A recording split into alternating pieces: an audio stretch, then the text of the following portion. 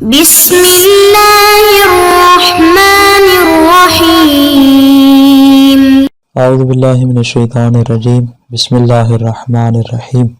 عزیز طلبہ کرام، آج ہم اصول الفکر المظفر کا سبق نمبر 135 پڑھنے جا رہے ہیں، اور آج انشاءاللہ ہم بیان کریں گے خبر واحد کے ذریعے آیا کتاب کی تخصیص ممکن ہے یا ممکن نہیں ہے۔ گزشتہ درس میں ہم نے بیان کیا تھا کہ اگر ہم دیکھیں تو ہمارے پاس عمومات کی تخصیص کی تقریباً 10 صورتیں سامنے آتی ہیں، ان میں سے ہماری جو مراد ہے وجہ والی خبر واحد کے ذریعے کتاب کی تخصیص ہو سکتی ہے یا نہیں ہو سکتی، اور ہم نے کلی طور پر 5 قسم کے نظریات بیان کیے۔ دوسری جانب سے مصنف کا دعویٰ اجماع بھی موجود تھا کہ کسی قسم کا اختلاف موجود نہیں۔ پھر سوال ہم نے یہ اٹھایا کہ جب اختلاف موجود نہیں تو پھر یہ 5 اقوال کی صورت میں اختلاف ہمارے سامنے کیوں آتا ہے؟ تو اس کا جواب یہ دیا تھا کہ ایک جانب سے دیکھیں تو ہمارے پاس عمومات قرآنی اگرچہ قطعی الصدور ہیں لیکن ان کی بھی کچھ قسمیں ہیں۔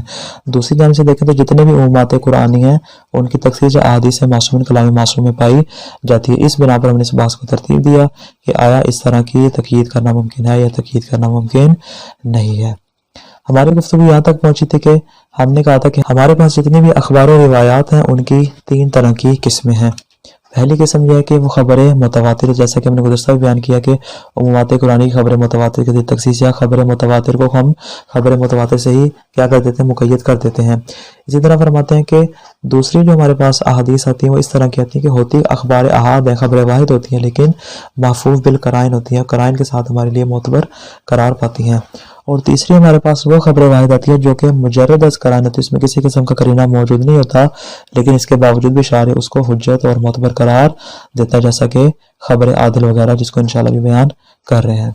فرماتے ہیں جہاں تک تعلق ہے اخبار اور حدیث کی پہلی 2 قسموں کا، جہاں پہ خبر متواتر ہو یا خبر واحد مفہوم بالقرائن ہو، تو فرماتے ہیں اس صورت میں یہ بالکل قرآن کے لیے مخصص بن سکتی ہے، اس میں کوئی شک نہیں ہے، تمام علماء کا اس بات پر اتفاق ہے۔ دلیل کیا ہے؟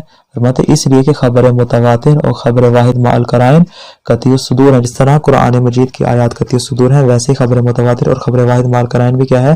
قطعی الصدور ہے۔ لہذا قطعی الصدور کے ذریعے قطعی الصدور کی تخصیص کرنا محال اور مشکل نہیں ہے، پہلی بات۔ اور فرماتے دوسری جانب سے دیکھیں تو خود خاص کا ظہور عام سے اظہر ہوتا ہے، جس طرح ہم نے پہلے بھی کہا تھا کہ خاص کا ظہور عام کے ظہور پر مقدم ہوگا، کیوں؟ یا تو اظہر ہوتا ہے اس بنا پر یا اس بنا پر کہ ہم اس کے ظہور کو نص کی حیثیت دیتے ہیں۔ فرماتے چونکہ خاص کا ظہور عام کی بنسبت نص اور اظہر کی حیثیت رکھتا ہے لہذا یہ عام پر مقدم ہوگا۔ فرماتے ہیں پہلی 2 قسموں کے بارے میں شک و شبہ کی گنجائش نہیں ہے، لیکن جہاں تک تعلق ہے تیسری قسم کا، فرماتے ہیں اس کی حجیت پر بھی ہمارے پاس کچھ قرائن، کچھ شواہد، ہمارے پاس کچھ دلیلیں موجود ہیں جو اس تیسری قسم کو بھی کیا کرتی ہیں؟ حجت اور معتبر قرار دیتی ہیں۔ فرماتے ہیں فَإِنْ كَانَ الْخَبَرُ قَطْعِيَ الصُّدُورِ، اگر ہمارے پاس جو حدیث آ رہی ہے وہ قطعی الصدور ہو، جیسا کہ میں نے بیان کی خبر متواتر یا خبر واحد مفہوم بالقرائن، ان دونوں کی بات کر رہے ہیں، اگر ہمارے پاس جو حدیث آ رہی ہے وہ قطعی الصدور ہو فَلَا كَلَامَ فِي ذَلِكَ، فرماتے ہیں اس میں کسی قسم کی بحث کی گنجائش نہیں ہے۔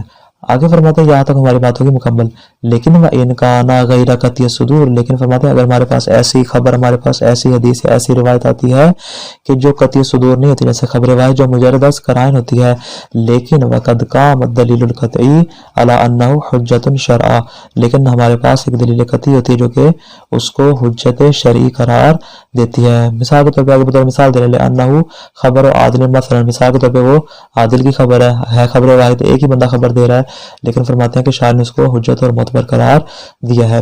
فرماتے ہیں اس کے اوپر دلیل قطعی بھی قائم ہے۔ وَقَانَ مَضْمُونُ الْخَبَرِ أَخَصَّ مِنْ عُمُومِ الْآيَةِ الْقُرْآنِيَّةِ، اور فرماتے ہیں جو خبر کا جو مضمون ہے، جس میں جو بات بیان کی جا رہی ہے، اس کی جو دلالت ہے وہ عموم قرآن کی نسبت کیا ہو؟ اخص ہو۔ مثلا قرآن مجید میں ایک حکم عام بیان کیا گیا ہو اور خبر کے اندر، روایت کے اندر کیا ہے؟ ایک مفہوم خاص کو، اس کے چند افراد کو بیان کیا گیا ہو۔ فرماتے ہیں فیدور الامر، اب یہ والی صورت یعنی ہم نے بیان کیا کہ وہ ہے غیر قطعی صدور، قطعی صدور نہیں ہے، دوسری جانب سے دیکھیں دلیل قطعی بھی اس کے اوپر قائم ہے اور اس کا مفہوم آئے قرآن کی نسبت اخص بھی شمار ہوتا ہے۔ فرماتے ہیں اب یہاں پہ ہم اس خبر واحد کو آیت قرآنی کے ساتھ جب مقایسہ کریں گے تو ہمارے پاس 5 طرح کی حالتیں آ جائیں گی۔ کون کون سی؟ یا تو اس میں نسبت تساوی ہوگی، یا ان میں آپس میں نسبت تباین ہوگی، یا ان میں نسبت عام من وجہ کی ہوگی، یا خبر جو ہوگی وہ عام میں مطلق ہوگی، اور جو آیت مجیدہ آیت قرآنی وہ اخص ہوگی، یعنی آیت خاص ہوگی لیکن خبر جو ہے وہ عام ہوگی۔ لیکن 5ویں صورت ہمارے پاس نسبت کیا تھی؟ خبر خاص ہوگی، چوتھی کا برعکس خبر خاص ہوگی اور فرماتے ہیں جو آیت ہوگی وہ کیا ہوگی؟ عام ہوگی۔ فرماتے ہیں ان 5 حالتوں میں سے یہ جو 5ویں حالت ہے یہ ہماری مورد بحث، ہم اس کے بارے میں بحث کر رہے ہیں۔ اور فرماتے ہیں جس کو ہم نے ابھی بیان کیا کہ ہمارے پاس جو خبر آ رہی ہے وہ غیر قطعی صدور ہے، دوسری جانب سے اس کے اوپر دلیل بھی قائم ہے، اور یہ خبر کیا ہے؟ اخص مطلق ہے آیہ مجیدہ کی بنسبت۔ فرماتے ہیں اس میں ہمارے سامنے 2 طرح کی اصل عقلائی آتی ہیں، ایک کو ہم نام دیتے ہیں اصالت العموم کا، دوسری کو ہم نام دیتے ہیں اصالت و عدم کذب راوی کا۔ فرماتے ہیں اگر ہم اصالت العموم کو اخذ کریں تو اس میں کیا آئے گا؟ یعنی عموم قرآنی کو اخذ کرنا پڑے گا، جو حدیث ہے ہمیں حدیث کو جھٹلانا پڑے گا۔ ہم حدیث کے بارے میں کیا کہیں گے؟ گویا راوی نے کیا ہے جہاں پہ جھوٹ بولا ہے، دروغگوئی سے کام لیا، کذب کیا ہے، لہٰذا ہم روایت کو قبول نہیں کریں گے، آیہ مجیدہ کے عموم کو اپنی حالت پر باقی رکھیں گے اگر ہم اصالت العموم کو لیتے ہیں۔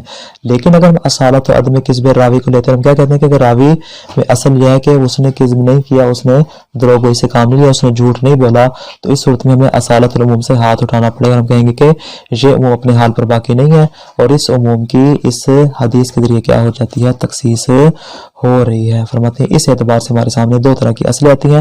اب سوال یہ کہ اصالت العموم سے ہاتھ اٹھائیں گے یا پھر اصالت و عدم کذب راوی سے ہاتھ اٹھائیں گے۔ فیدور الامر بین ان نطرح الخبر بمعنی، فرماتے ہیں یہاں پہ امر دائر ہو جائے گا اس بات میں کہ ہم کیا کریں؟ خبر کو چھوڑ دیں، خبر کو ترک کر دیں۔ یعنی کیا مطلب؟ بمعنی ان نکذب راویتن، کہ ہم کیا کریں؟ راوی کی تکذیب کریں، یعنی اس کی بات کریں کہ ہم اصالت العموم کو اخذ کر لیں اور ہم کیا کریں؟ راوی کی تکذیب کر دیں، اس میں امر دائر ہو جائے گا۔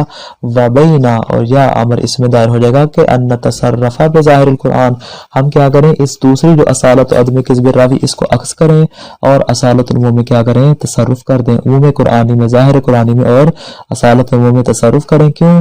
لأنه لا يمكن التصرف بمضمون الخبر، اس لیے کہ خود مضمون خبر کو دیکھیں، اس کی دلالت کو دیکھیں کہ حدیث اس بات پہ دلالت کر رہی ہے، فرماتے دلالت کے اعتبار سے اس میں تصرف کرنا ممکن نہیں ہے۔ ہم راوی کے بارے میں بات کر سکتے ہیں، ہم سند کے بارے میں بات کر سکتے ہیں، لیکن خود روایت کی دلالت کے بارے میں ہم بات نہیں کر سکتے۔ اسی طرح مقابل میں دیکھیں تو سند قرآنی میں بھی یہی حکم ہے، فرماتے ہیں روایت کے مضمون میں تصرف نہیں کر سکتے۔ کیوں؟ لأنه نص او اظہر، کیونکہ یہ نص کی حیثیت رکھتی ہے یا اظہر ہے۔ کیوں؟ اس لیے کہ اس کا موضوع جو ہے وہ خاص چیز کو بیان کر رہا ہے، جبکہ عموم قرآنی جو ہے عموم کو بیان کر رہا ہے، تو لہذا نص کے اعتبار سے، اظہر ہونے کے اعتبار سے عام پر مقدم ہوگا۔ اس اعتبار سے ہم اس کی دلالت میں اور اس کے مضمون میں تصرف نہیں کر سکتے۔ دوسری جانب سے دیکھیں تو ہمارے پاس جو عموم قرآنی فرماتے ہیں ولا بسند القرآن، قرآن کی بھی جو سند ہے اس میں ہم تصرف نہیں کر سکتے، اس کا جو ظاہر ہے، اس کا جو عموم پہ دلالت کر رہا ہے اس میں ہم تصرف کر سکتے ہیں، لیکن خود سند قرآن میں ہم تصرف نہیں کر سکتے۔ کیوں؟ لأنه قطعی، اس لیے کہ وہ قطعیت و نتیجہ کیا نکلا ہمارے پاس کہ ہم حدیث کی دلالت میں تصرف نہیں کر سکتے اور قرآن کی سند میں تصرف نہیں کر سکتے، لہذا مجبور ہوں گے یا تو اصالت العموم سے ہاتھ اٹھائیں گے یا ہم اصالت و عدم کذب راوی سے ہاتھ اٹھائیں گے، 2 حالتوں سے خالی نہیں ہوگا۔ آگے بیان فرماتے ہیں ومرجع ذالک، فرماتے ہیں اس کا مرجع، اس کا معیار، اس کا منبع کیا ہے؟ الی الدوران، حقیقت میں یہاں پہ امر دائر ہو رہا ہے کس بات میں؟ بین مخالفت الظن بصدق الخبر، کہ ہم کیا کریں؟ خبر کو سچا مان لیں اور کہیں حدیث صحیح کہہ رہی ہے لیکن ظن کی مخالفت کریں، جو آیت کے ظاہر سے ہمیں ظن حاصل ہو رہا ہے، گمان حاصل ہو رہا ہے، آیت جس معنی کو بیان کر رہی ہے اس ظن کی مخالفت کریں اور کیا کریں؟ خبر کو سچا مان لیں، یا امر اس میں دائر ہو رہا ہے وبین مخالفت الظن بعموم الآیہ، یا ہم کیا کریں؟ آیت کے عموم پر عمل کر کے جو خبر سے ہمیں ظن حاصل ہو رہا ہے اس ظن کی مخالفت کریں۔ دونوں طرف سے ظن ہے، آیت مجیدہ سے بھی ظن حاصل ہو رہا ہے اس کے ظہور سے اور خبر سے بھی کیا ہو رہا ہے؟ ظن حاصل ہو رہا ہے۔ فرماتے ہیں یا تو ہم آیت مجیدہ کے ظن کو اٹھا لیں گے یا پھر ہم حدیث کے ظن کو اٹھا لیں گے۔ فرماتے ہیں یا یہاں پہ میں الفاظ بدل کے کہوں او فقل یدور الامر بین طرح دلیل حجیت الخبر و بین طرح اصالت العموم، یہاں پہ امر دار ہو جائے کس میں کہ یا ہم خبر کی حجیت کی جو دلالت ہے اس کو ہم چھوڑ دیں، اس کو ترک کر دیں، خبر کی حجیت کے قائل نہ ہو، یا ہم کیا کریں؟ اصالت العموم کو ترک کر دیں، اصالت العموم پر عمل نہ کریں۔ فرماتے ہیں فَأَيُّ الدَّلِيلَيْنِ أَوْلَى، سوال یہ ہے کہ ان 2 دلیلوں میں سے کون سی دلیل اولا ہے؟ کس اعتبار سے؟ بالطرح، ترک کرنے کے اعتبار سے، چھوڑنے کے اعتبار سے کون سی دلیل زیادہ بہتر ہے؟ آیا عموم قرآنی پر عمل کریں اور حدیث کو چھوڑ دیں، یا حدیث پر عمل کریں اور اصل عموم جو قرآن کی ہے اس کو ترک کر دیں؟ وَأَيُّهُمَا أَوْلَى بِالتَّقْدِيمِ، دونوں میں سے کون کس پر مقدم ہوگی ہے ہمارے سامنے بنیادی سوال۔ مصنف فرماتے ہیں فَنَقُولُ، فرماتا ہے کہ میں یہاں پہ یہ ایک بات کہنا چاہوں گا، کون سی والی؟ کہتے ہیں اگر میری فرماتے اگر میری رائے پوچھتے ہیں تو میں یہی کہوں گا کہ یہاں پہ اصالت العموم میں تصرف کیا جائے گا. کیوں؟ یعنی اصالت العموم کو اپنی حال پہ باقی نہیں رکھا جائے گا اور جو اصالت و عدم کذب الراوی ہے اس پر عمل کیا جائے گا. وجہ جناب مصنف آپ نے یہ کیسے کہہ دیا عمومات قرآنی کی ہم کیسے اس میں کیوں تصرف کریں؟ فرماتے اس لیے کہ حدیث خاص ہے اور یہ مراد متکلم پر قرینہ بننے کی صلاحیت رکھتی ہے. یہ بات ہم پہلے بارہ بیان کر چکے ہیں. چونکہ خاص جو ہوتا ہے وہ قرینہ ہے اور عام جو ہوتا ہے وہ ذل قرینہ ہے. مراد واقعی ہے یا مراد واقعی نہیں ہے فرماتے ہیں اس کے بارے میں تو ہمیں معلوم نہیں ہے، لیکن یہ قرینہ بننے کی بہرحال صلاحیت رکھتے ہیں. ما یصلح للقرینیہ شمار ہوتا ہے، قرینہ بننے کی صلاحیت رکھتا ہے. بس یہاں پہ ہم یہ کہیں گے خاص جو ہے وہ عام کے لیے مفسر اور خاص جو ہے وہ عام کے لیے مبین بن رہا ہے، نہ کہ اس کا برعکس. اس کا برعکس نہیں کیا مطلب؟ یعنی عام جو ہے وہ خاص کے لیے مبین نہیں بن رہا بلکہ خاص جو ہے وہ عام کی وضاحت کر رہا ہے، اس کو بیان کر رہا ہے. تو چونکہ خاص عام کے لیے مبین قرار پا رہا ہے لہٰذا ہم یہاں پہ کیا کریں گے؟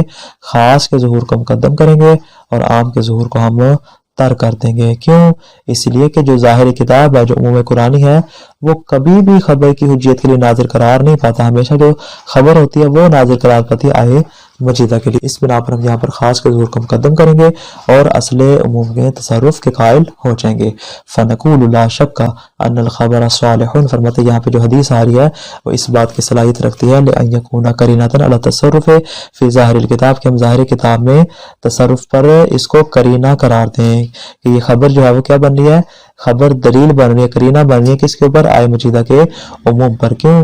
لأنہ بدلالتہ ناظر و مفسر لظاہر الکتاب بحسب الفرض فرماتے اس لیے کہ اپنی دلالت کے اعتبار سے آئے مجیدہ کے لیے ناظر بھی ہے اور اس کے ظہور کی تفسیر بھی بیان کر رہی ہے. کیونکہ ہم نے یہ کہا نا کہ یہاں پہ ہم کیا کر رہے ہیں؟ آئے مجیدہ عام ہے اور جو خبر ہے وہ اخص سے مطلق ہے. گویا کہ جو خبر واحد وہ کیا کر رہی ہے؟ کو آئے مجیدہ کی تفصیل بیان کر رہی ہے اور اس کی تفسیر کر رہی ہے. آگے فرماتے ہیں وعلی العکس من ظاہر الکتاب لیکن فرماتے ہیں اگر اس کا برعکس کریں اور ہم کہیں کہ ظاہر کتاب جو ہے وہ کیا ہے؟ ناظر بن رہا ہو، حدیث کے لیے مفسر بن رہا ہو فرماتے فإنہ غیر صالح اس بات کی صلاحیت نہیں رکھتا. ہمیشہ خبر جو ہوتی ہے وہ آئے مجیدہ کے لیے ناظر ہوتی ہے، مفسر ہوتی ہے، کبھی بھی قرآن مجید کی آیات احادیث کے لیے مفسر اور ناظر قرار نہیں پاتی. فإنہ غیر صالح فرماتے ہیں اس بات کی صلاحیت نہیں رکھتا لرفع الجد عن دلیل حجیت الخبر کہ ہم حجیت خبر کی دلیل سے کیا کر لیں؟ رفع جد کر لیں. پس ہمیں یہاں پہ ظاہر کتاب جو اصالت العموم جاری ہو رہی ہے ہمیں اس میں تصرف کرنا پڑے گا. نتیجہ ہم اصالت و عدم کذب الراوی پر عمل کریں گے اور چونکہ ہم خاص کو عام پر مقدم کریں گے لہذا اس بنا پر ہم اس بات کے قائل ہو جائیں گے قرآن مجید کی آیات کی جتنے بھی عمومات ہیں ان کی خبر واحد کے ذریعے تخصیص ہو سکتی ہے. فرماتے ہیں یہاں پر آپ نے کیسے کہہ دیا کہ جو آئے مجیدہ جو کہ عمومی ہے اور مقابلے ہمارے پاس جو حدیث آ رہی جو کہ اخص سے مطلق ہے یہ حدیث جو ہے وہ آئے مجیدہ کے لیے مفسر اور مبین قرار پا رہی ہے جبکہ اس کا برعکس نہیں ہے. کیوں؟ فرماتے لأنہ لا علاقۃ لہ فیہ من ہذہ الجہہ فرماتے اس اعتبار سے ان دونوں میں کوئی تعلق نہیں پایا جاتا. کیوں؟ فرماتے ہیں جب ان میں تعلق نہیں پایا جاتا حتی یکونا ناظرا الیہ و مفسرا لہ جب ان میں کوئی تعلق اور ملازمہ نہیں پایا جاتا فرماتے یہاں پہ ہم قرآن مجید کو حدیث کے لیے ناظر اور مفسر قرار نہیں دے سکتے. کیوں؟ جب اس میں صلاحیت ہی نہیں پائی جاتی کہ ہم مفسر قرار پائے فرماتے ہم اس کو مفسر قرار نہیں دے سکتے. پس ہمارے سامنے دو چیزیں ہیں، ایک ہے عموم قرآنی، دوسری ہے خبر. خبر جو ہے وہ قرینہ بن رہی ہے، قرینہ ہمیشہ ذل قرینہ پر مقدم ہوتا ہے. خبر جو ہے مفسر بن رہی ہے، قرآن مفسر ہے، مفسر ہمیشہ مفسر پر مقدم ہوتا ہے. جو خبر واحد ہمارے پاس آ رہی ہے وہ مبین ہے، مبین ہمیشہ مبین پر مقدم ہوتا ہے. جو ہمارے پاس خبر واحد آ رہی ہے وہ حاکم ہے، حاکم ہمیشہ محکوم پر مقدم ہوتا ہے. پس اس اعتبار سے خبر واحد جو ہے وہ عام کے اوپر مقدم ہوگی. فرماتے ہیں فالخبر لسان ہو لسان مبین الکتاب فرماتے ہیں جو ہمارے پاس حدیث آ رہی ہے وہ مبین کتاب ہے پس فیقدم علیہ اس کو مقدم کیا جائے گا. ولیس الکتاب بظاہر بصدد بیان دلیل حجیت الخبر فرماتے ہیں جو آئے مجیدہ یعنی اس کا برعکس نہیں اسی کی بات کر رہے ہیں. فرماتے ہیں ولیس الکتاب بظاہر جو کتاب کا ظہور ہے وہ حجیت دلیل کو بیان نہیں کر رہا، یعنی اس کے لیے مبین قرار نہیں پا رہا، اس کے لیے مفسر قرار نہیں پا رہا، اس کے لیے حاکم قرار نہیں پا رہا. جب آیہ مجیدہ جو ہے وہ خبر واحد کے لیے مفسر، مبین، حاکم اور حجت قرار نہیں پا رہی، فرماتے ہیں جب یہ ایسا نہیں ہے حتی یقدم علیہ، یہاں پہ سوال نہیں اٹھے گا کہ آیا اس کو مقدم کیا جا سکتا ہے یا مقدم نہیں کیا جا سکتا. آگے فرماتے ہیں وَإِن شِئْتَ، اگر آپ چاہیں تو اس الفاظ بدل کے بھی کہہ سکتے ہیں کیا ان الخبر بحسب الفرض قرینۃ علی الکتاب، خبر جو ہوتی ہے جو خبر واحد ہے وہ کتاب پر قرینہ بنتی ہے.